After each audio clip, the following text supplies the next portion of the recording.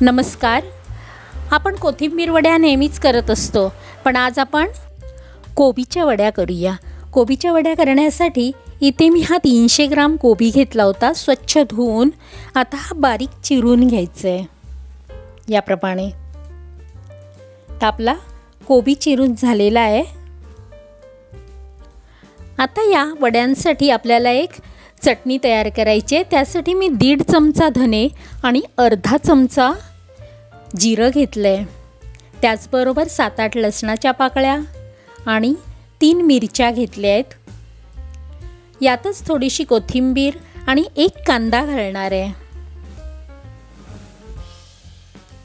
आता हे सर्व वाटून घ्यायचं आहे.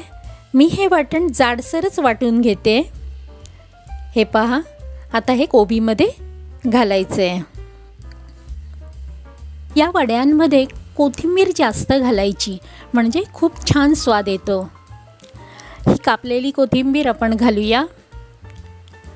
आणि आता आपल्याला यात बेसन घालायचं आहे. हे बेसन आपण सुरुवातीला 3-3.5 चमचे घालून घेऊया. त्याचबरोबर 2 चमचे आपल्याला तांदळाचं पीठ घालायचं आहे.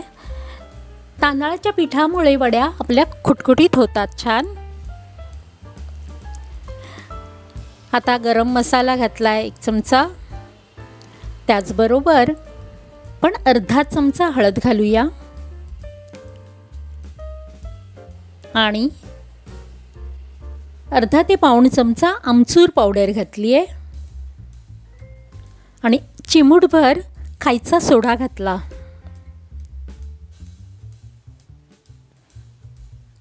आणि आता आपल्याला यामध्ये चवीपुरतं मीठ घालून घ्यायचं आहे. आता हे मिश्रण आपण हातानेच मळून घेऊया.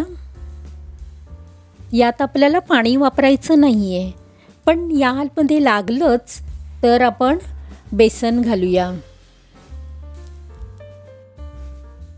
आता यात 1-1.5 चमचा बेसन आणि अर्धा चमचा आपण तांदळाचं पीठ घालूया.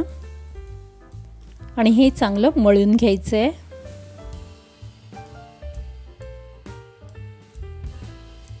आणि हे पीठ मळताना आपल्याला जे चिकट वाटलं तर 2 चमचे तेल घालायचं, म्हणजे व्यवस्थित मळता येईल. आणि आता हे आपलं मळून झालेलं आहे. आपल्याला स्टीम करायला ठेवायचं आहे. आपण हे वाफवून घेणार आहोत. त्यासाठी इथे एक छोटी प्लेट घेतली आहे आणि त्या प्लेटला तेल लावून घ्यायचं आहे. त्यामुळे काय होईल की वड्या सहज निघतील. आता ह्या प्लेटला तेल लावून झालं की वरती आपल्याला थोडेसे तीळ घालायचे आहेत. प्लेटमध्ये पसरवून घ्यायचे. आता त्याच्यावरती आपण हे आपलं तयार मिश्रण घालूया. ते असं दाबून लावायचं आहे.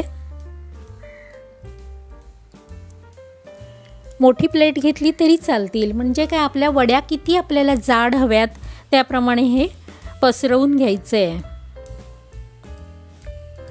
मी छोट्याच प्लेटमध्ये लावले. हे व्यवस्थित पसरवून हाताने सारखं करून घ्यायचं आहे, किंवा तेलाच्या हाताने व्यवस्थित प्लेन करून घ्यायचं.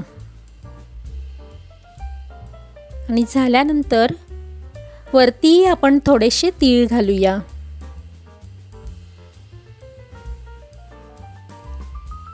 हे तीळ पिठामध्ये मळतानाच टाकले तरीही चालतं. वर टाकले की जरा दिसतात छान वड्या, पण खरं पिठामध्ये आत टाकल्या की तळताना तेलामध्येही निघत नाहीत. आता ही थाळी आपण मोदक पात्रात ठेवूया आणि 15 मिनिटं याला वाफ देऊया.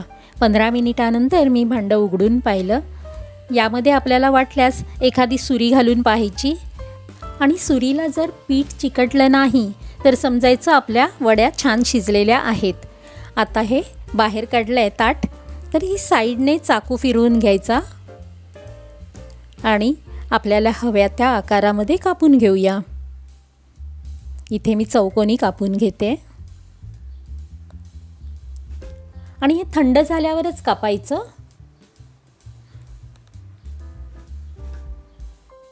आता ह्या वड्या आपण काढून घेऊया आणि या वड्या आपण डीप फ्राय करू शकतो किंवा शॅलो फ्राय केल्या तरीही चालतात।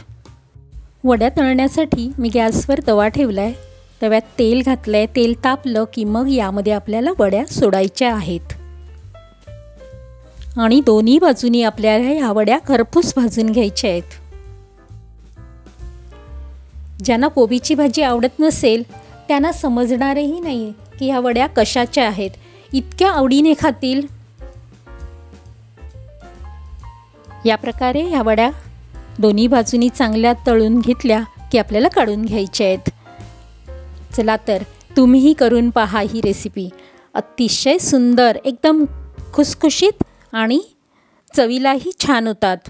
ही रेसिपी करून पहा आणि कशी वाटली मला कमेंट करून सांगा आणि माझ्या चॅनेलला जर अजूनही सबस्क्राईब केलं नसेल तर लगेच करा।